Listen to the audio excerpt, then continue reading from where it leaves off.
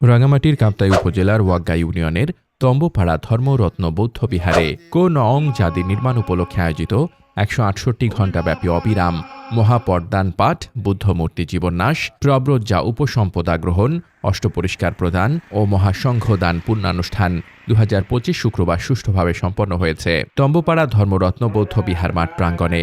সুগাইন্দাথের থেলুয়াং মার্মা ও মেকরাচিং মার্মা পরিবারবর্গের উদ্যোগে এবং তম্বপাড়া গ্রামবাসীর সহযোগিতায় সপ্তাহব্যাপী এ পুণ্যানুষ্ঠানের সমাপনী দিনে বর্ণাঢ্য আয়োজনের মধ্য দিয়ে সকল আনুষ্ঠানিকতা শেষ হয়।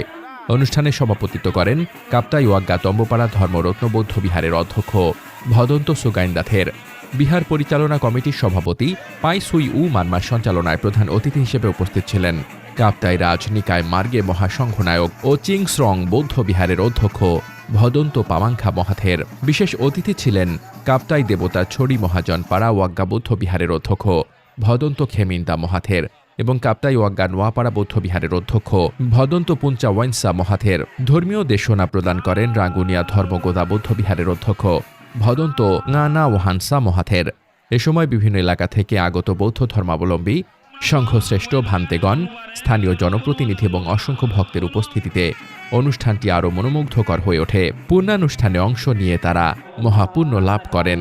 আয়োজক পরিবারবর্গ জানান, বৌদ্ধ সমাজের চিরশান্তি, সমৃদ্ধি এবং গ্রামের সার্বিক উন্নয়ন কামনায় এ মহাপুণ্যানুষ্ঠান আয়োজন করা হয়। অনুষ্ঠানের শেষে ভক্তদের মাঝে অষ্টপরিষ্কার বিতরণ করা হয় এবং কোনং জাতি নির্মাণ কাজ সফলভাবে সম্পন্ন হওয়ার জন্য বিশেষ প্রার্থনা করা হয়। মোহাম্মদ শামীম রেজা, দৈনিক খোলা চোখ।